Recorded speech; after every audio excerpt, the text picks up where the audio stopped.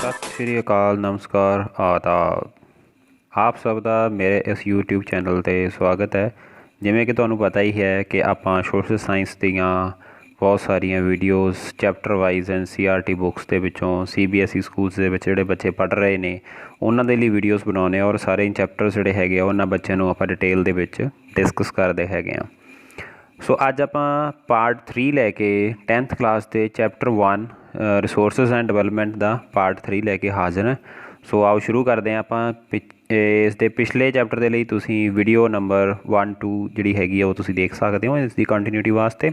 अज आप video 3rd जी हैगी वो स्टार्ट कर लगे हैं और जो टॉपिक है साडा अज दा डेवलपमेंट ऑफ रिसोर्सिस।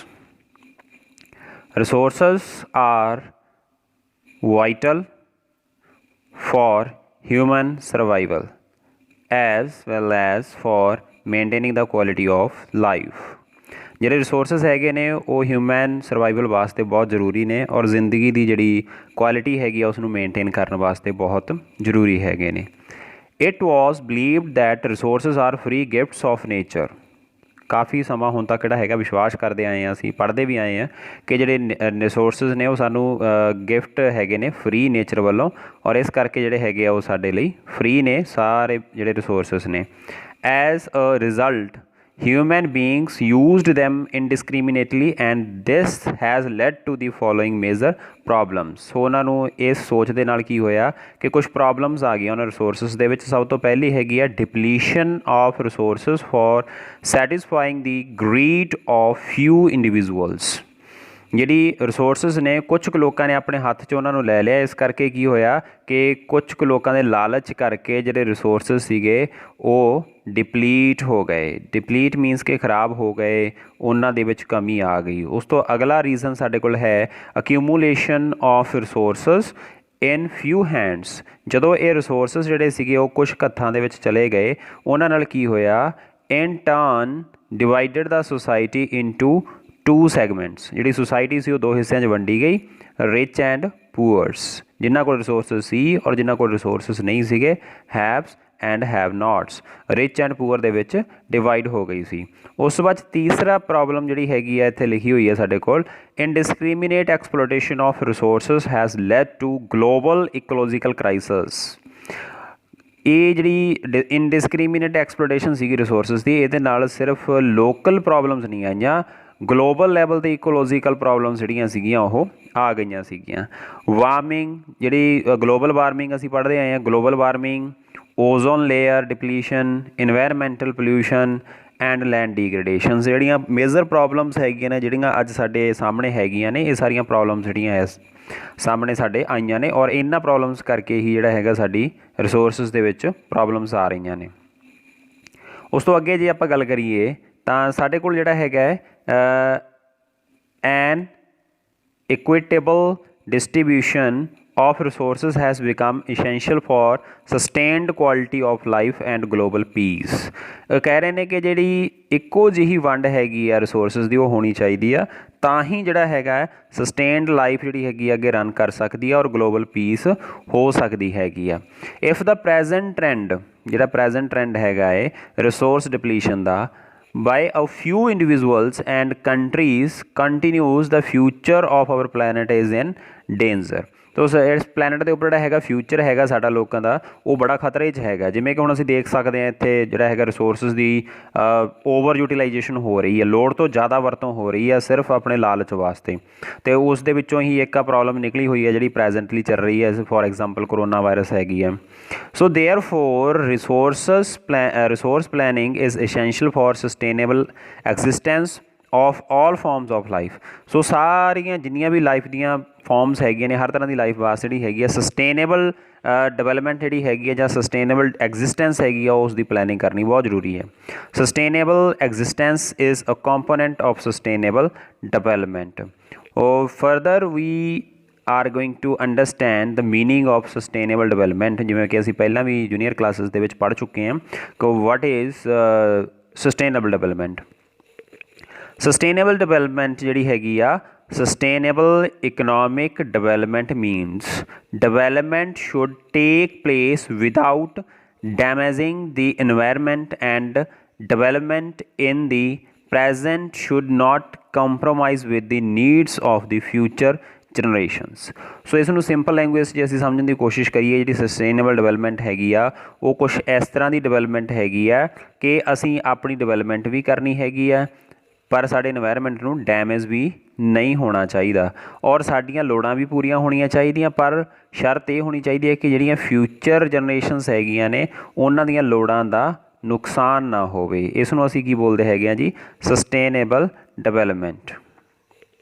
ਉਸ ਤੋਂ ਅੱਗੇ ਇਹਨਾਂ ਚੀਜ਼ਾਂ ਨੂੰ ਧਿਆਨ ਦੇ ਵਿੱਚ ਰੱਖਦੇ ਹੋਏ ਰੀਓ ਡੀ ਜਨੇਰੀਓ ਅਰਥ ਸਮਿਟ 1992 ਦੇ ਵਿੱਚ ਹੋਈ ਸੀਗੀ ਜਿਹੜੀ, ਉਸ ਦੀ ਇੱਥੇ ਗੱਲ ਕੀਤੀ ਹੋਈ ਹੈ, ਜ਼ਿਕਰ ਕੀਤਾ ਹੋਇਆ। ਫੋਰ ਐਗਜ਼ਾਮਪਲ ਤੁਸੀਂ ਪੜ੍ਹ ਸਕਦੇ ਹੋ, ਇਨ ਜੂਨ 1992 more than 100 heads of states met in Rio de Janeiro in Brazil for the first international Earth Summit। Earth Summit ਜਿਹੜੀ ਸੀਗੀ ਬ੍ਰਾਜ਼ੀਲ ਦੇ ਵਿੱਚ ਹੋਈ ਸੀ। ਰੀਓ ਡੀ ਜਨੇਰੀਓ ਜਿਹੜੀ ਸੀਗੀ ਉਹ ਜਗ੍ਹਾ ਦਾ ਨਾਮ ਹੈਗਾ, ਸਟੇਟ ਹੈਗੀ ਆ ਉੱਥੇ ਬ੍ਰਾਜ਼ੀਲ ਦੇ ਵਿੱਚ।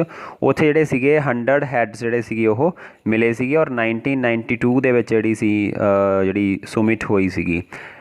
ਦ summit was convened for addressing urgent problems of environmental protection and socio-economic development at the global level। ਸੋ ਜਿਹੜੀਆਂ ਪ੍ਰੋਬਲਮ ਪ੍ਰੈਜੈਂਟਲੀ ਹੈਗੀਆਂ ਸੀ ਉਹਨਾਂ ਦੇ ਵਾਸਤੇ, ਉਹਨਾਂ ਦੇ ਸੋਲਿਊਸ਼ਨ ਵਾਸਤੇ ਜਿਹੜਾ ਸੀਗਾ ਗਲੋਬਲ ਲੈਵਲ ਦੇ ਵਿੱਚ ਜਿਹੜਾ ਹੈਗਾ ਜਾਂ ਇਕਨੋਮਿਕ ਡਿਵੈਲਪਮੈਂਟ ਜਿਹੜੀ ਹੈਗੀ, ਸੋਸ਼ੀਓ ਇਕਨੋਮਿਕ ਡਿਵੈਲਪਮੈਂਟ ਜਿਹੜੀ ਹੈਗੀ ਉਹ ਪ੍ਰੋਪਰ ਹੋਣੀ ਚਾਹੀਦੀ ਹੈ। The assembled leaders signed the declaration on global climatic change and biodiversity.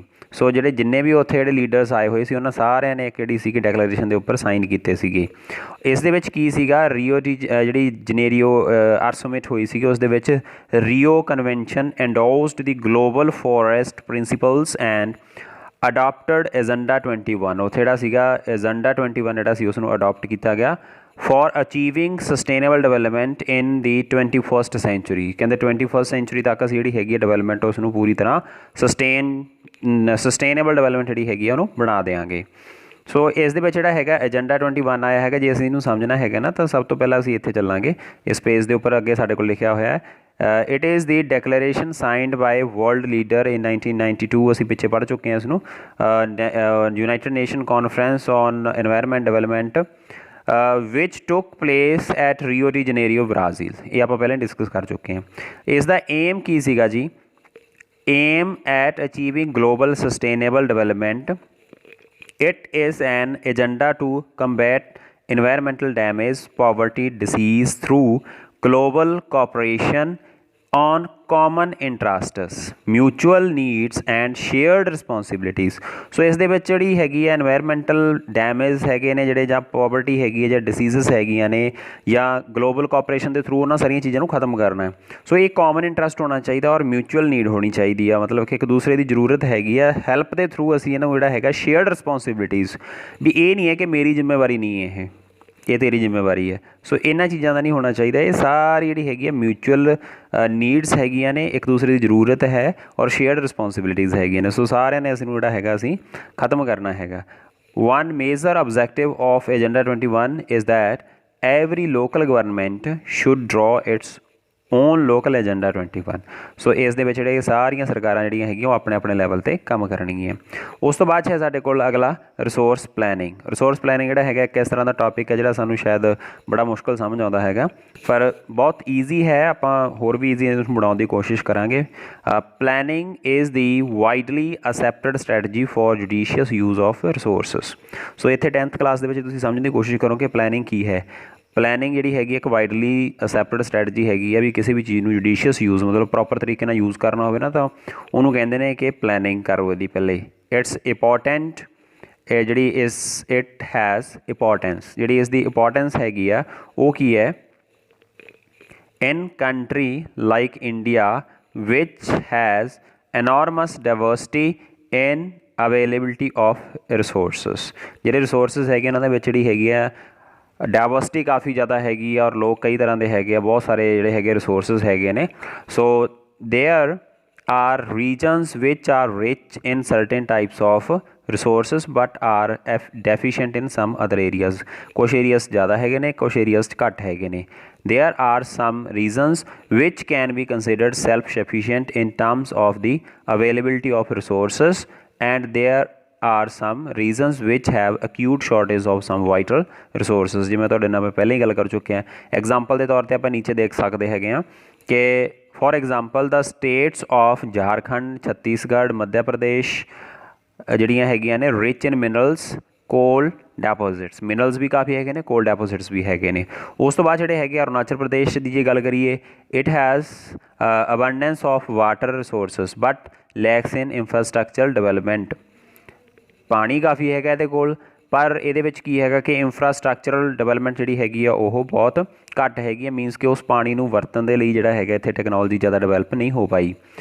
ਜਿਹੜੀ ਸਟੇਟ ਹੈਗੀ ਰਾਜਸਥਾਨ ਦੀ ਜੇ ਗੱਲ ਕਰੀਏ, is very well endowed in with solar energy, wind energy. Solar energy ਕਾਫੀ ਹੈ, ਵਿੰਡ ਐਨਰਜੀ ਕਾਫੀ ਹੈ, ਬਟ ਵਾਟਰ ਰਿਸੋਰਸਿਸ ਹੈ ਨਹੀਂ ਗੇ.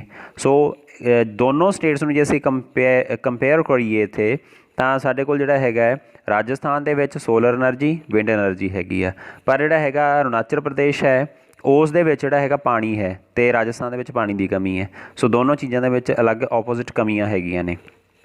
The cold desert of Ladakh is relatively isolated from rest of the country.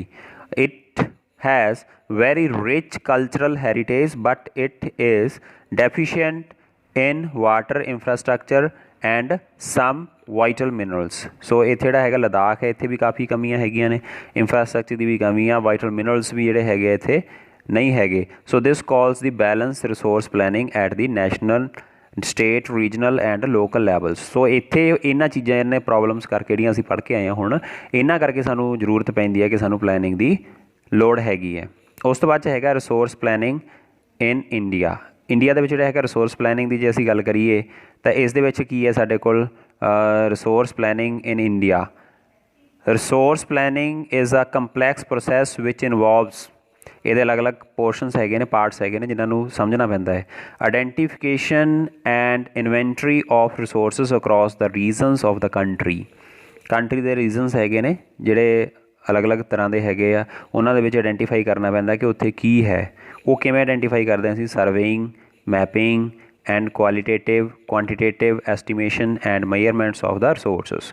ਉਹਨਾਂ ਨੂੰ ਸਰਵੇ ਕਰਦੇ ਆ, ਫਿਰ ਉਹਨਾਂ ਨੂੰ ਮੈਪ ਕਰਦੇ ਆ, ਫਿਰ ਉਹਨਾਂ ਦੀ ਕੁਆਲਿਟੀ, ਕੁਆਂਟਿਟੀ ਸਭ ਕੁਛ ਦੇਖ ਕੇ ਉਹਨਾਂ ਨੂੰ ਜਿਹੜਾ ਸੀਗਾ ਆਈਡੈਂਟੀਫਾਈ ਕਰ ਲੈਂਦੇ ਆ. ਉਸ ਤੋਂ ਬਾਅਦ ਹੈ evolving planning structure endowed with appropriate technology, skill and institutional setup for implementing resource development plans.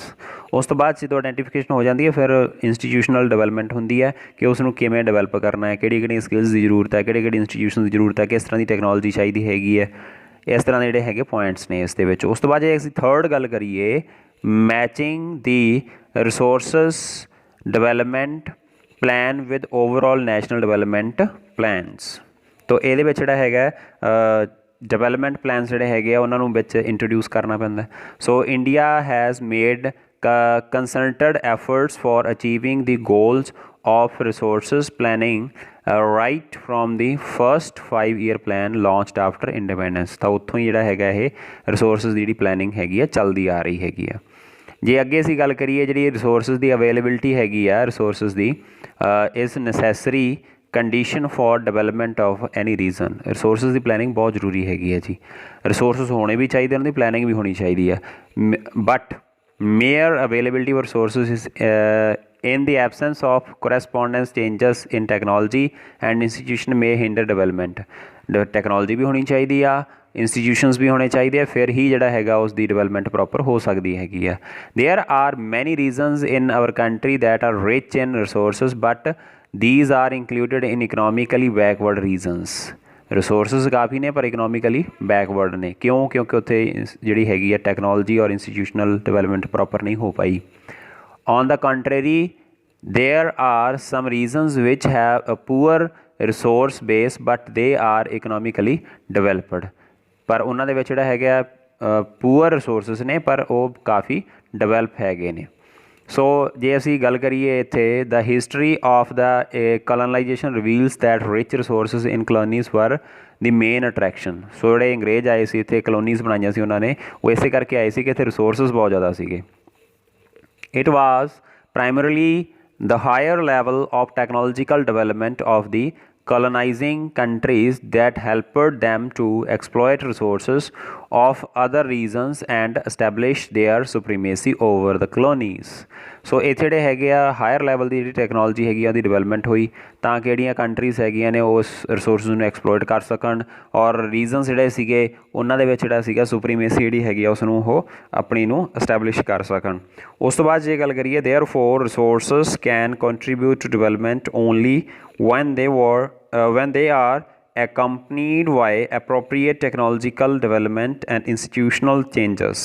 ਸੋ ਉਹਨਾਂ ਦੇ ਵਿੱਚ ਜਿਹੜੀ ਹੈਗੀ ਆ ਟੈਕਨੋਲੋਜੀਕਲ ਡਿਵੈਲਪਮੈਂਟ ਜਿਹੜੀ ਸੀ ਉਹ ਵੀ ਜ਼ਰੂਰੀ ਸੀ, ਅਪਰੋਪਰੀਏਟ ਹੋਣੀ ਜ਼ਰੂਰੀ ਸੀਗੀ, ਇੰਸਟੀਟਿਊਸ਼ਨਲ ਚੇਂਜਸ ਵੀ ਬਹੁਤ ਜ਼ਰੂਰੀ ਸੀਗੀਆਂ। India has experienced all this in different phases of colonisation. India ਦੇ ਜਿਹੜੇ ਵਿੱਚ ਇਹ ਸਾਰੀਆਂ ਚੀਜ਼ਾਂ ਜਿਹੜੀਆਂ ਹੈਗੀਆਂ ਨੇ ਅਲੱਗ-ਅਲੱਗ ਸਮੇਂ 'ਤੇ ਇਸ ਦੇ ਵਿੱਚ ਲੰਘੀਆਂ ਹੈਗੀਆਂ ਨੇ, ਬੀਤੀਆਂ ਹੈਗੀਆਂ ਨੇ। So therefore in India development in general and resource development in particular does not only involve the availability of resources but also the technology, quality, human resources and historical experience of the people। ਸਾਰਾ ਕੁਛ ਜਿਹੜਾ ਹੈਗਾ ਇਸ ਦੇ ਵਿੱਚ ਹੈਗਾ ਹੈ, ਜ਼ਰੂਰੀ ਹੈ। ਔਰ ਅੱਗੇ ਅਸੀਂ ਜਿਹੜਾ ਹੈਗਾ ਆਪਣਾ ਟੌਪਿਕ ਅਗਲਾ ਫਰਦਰ ਜਿਹੜਾ ਹੈ that is conservation of resources। conservation of resources ਪਹਿਲੇ ਅਸੀਂ ਪੜ੍ਹ ਚੁੱਕੇ ਹਾਂ ਪਲੈਨਿੰਗ ਆਫ ਰਿਸੋਰਸਿਸ, ਹੁਣ ਅਸੀਂ ਡਿਸਕਸ ਕਰਨ ਜਾ ਰਹੇ ਹਾਂ conservation of resources. Conservation means resources ਦੀ ਜਿਹੜੀ ਹੈਗੀ ਆ ਸਾਂਭ ਸੰਭਾਲ ਕਿਵੇਂ ਕਰਨੀ ਹੈ। Resources are vital for any developmental activity but irrational consumption and over utilisation of resources may lead to socio economic and environmental problems. So ਜਦੋਂ ਵੀ ਉਹ ਕਿਸੇ ਵਿਦਵਾਨ ਨੇ ਕਿਹਾ ਹੈਗਾ ਨਾ ਕਿ ਇਸ ਧਰਤੀ ਦੇ ਉੱਪਰ ਲੋਕਾਂ ਦੀਆਂ ਲੋੜਾਂ ਪੂਰੀਆਂ ਕਰਨ ਵਾਸਤੇ ਬਹੁਤ ਕੁਛ ਹੈ ਪਰ ਲੋਕਾਂ ਦੇ ਲਾਲਚ ਪੂਰੇ ਕਰਨ ਵਾਸਤੇ ਇੱਥੇ ਕੁਛ ਵੀ ਨਹੀਂ ਹੈ। ਸੋ ਇਸ ਕਰਕੇ ਜਦੋਂ ਵੀ ਜਿਹੜੀ ਹੈਗੀ ਆ ਲਾਲਚ ਤੋਂ ਬਿਨਾਂ ਸਾਡੀਆਂ ਲੋੜਾਂ ਨੂੰ ਪੂਰਾ ਕਰਨ ਦੇ ਲਈ ਜਿਹੜਾ ਹੈਗਾ ਵਰਤੋਂ ਹੁੰਦੀ ਹੈ ਰਿਸੋਰਸਿਸ ਦੀ, ਤਾਂ ਉਹ ਰਿਸੋਰਸ ਜਿਹੜੇ ਹੈਗੇ ਆ ਸਾਡੀਆਂ ਲੋੜਾਂ ਪੂਰੀਆਂ ਕਰਦੇ ਨੇ। ਤੋ ਉਸ ਤੋਂ ਅੱਗੇ ਅਸੀਂ ਜੇ ਗੱਲ ਕਰੀਏ to overcome these problems resources conservation at various levels is important. This had been the main concern of the leaders and thinkers in the past।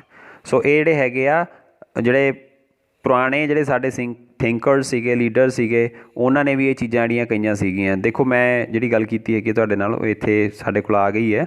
Gandhi ji ਜਿਹੜੇ ਸੀਗੇ ਉਹ ਕਹਿ ਰਹੇ ਸੀਗੇ ਕਿ voicing his concern about resources conserving in these words there is enough for everybody's need and not for anybody's greed। ਇੱਥੇ ਜਿਹੜਾ ਹੈਗਾ ਸਾਡੇ ਕੋਲ ਲਿਖਿਆ ਆ ਗਿਆ ਹੈਗਾ ਹੈ he placed the greedy and selfish individuals exploitative nature of modern technology as the root cause for resources depletion at the global level। ਸੋ ਜਿਹੜਾ ਹੈਗਾ greed ਹੈਗਾ, ਲਾਲਚ ਹੈਗਾ, ਜਿਹੜਾ ਹੈਗਾ ਉਸ ਦਾ selfish use ਹੈਗਾ ਜਿਹੜਾ resources the that is very dangerous for the development, for the existence of the human।